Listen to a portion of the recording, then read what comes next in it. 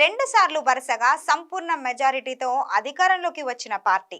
2019లో సొంతంగా 300 మార్కును దాటిన పార్టీ. ఈసారి 370 సీట్లు సాధించాలని లక్ష్యంగా పెట్టుకున్న పార్టీ.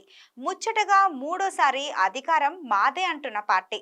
10 ఏళ్లలో దేశాన్ని ప్రపంచంలో 5వ ఆర్థిక వ్యవస్థగా తీర్చిదిద్దామని చెప్పుకుంటున్న పార్టీ. 15 కోట్ల మందిని పేదరికంలో నుండి బయట పడేశామంటున్న పార్టీ. ఇన్ని మాటలు చెబుతున్న కమలనాథులకు వారు ఆశిస్తున్న 370 సీట్లు సాధ్యమవుతాయా? ఈసారి ఎన్నికల్లో విజయం సునాయాసమేనా అంటే చెప్పలేని స్థితిలోనే ఉన్నారనే కంటే అయోమయంలో ఉన్నారంటే అతిశయోక్తి కాదేమో. ఎందుకంటే బీజేపీ ఈసారి ఎలాగైనా ఎన్నికల్లో గెలవాలని ఇప్పటి వరకు 130 స్థానాల్లో అభ్యర్థులను మార్చింది.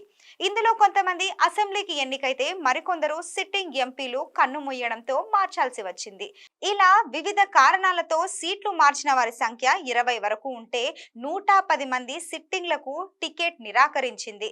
ఇందులో విచిత్రం ఏంటంటే రాజ్యాంగాన్ని మారుస్తామన్న అనంత్ కుమార్ హెగ్డేను చట్టసభలలో మైనారిటీ ఎంపీని కించపరిచేలా వ్యాఖ్యానించినందుకు రమేష్ బిదూరిని పక్కన పెట్టింది. కానీ ప్రజల్లో భావోద్వేగాలు రెచ్చగొట్టి ఎన్నికల్లో లబ్ధి పొందడానికి ఇలాంటి వివాదాస్పద అంశాలనే వాట్సాప్ యూనివర్సిటీ ద్వారా ప్రచారం చేయిస్తూ ఉంటుంది.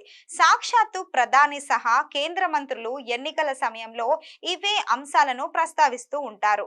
ప్రధాని మధ్యప్రదేశ్, యూపీ ఎన్నికల ప్రచారంలో పాల్గొని పక్క దేశం పాకిస్తాన్ గురించి భారత మాతాకి జై అనని వాళ్లను పార్లమెంట్లో అవసరమా అని ప్రశ్నిస్తున్నారు.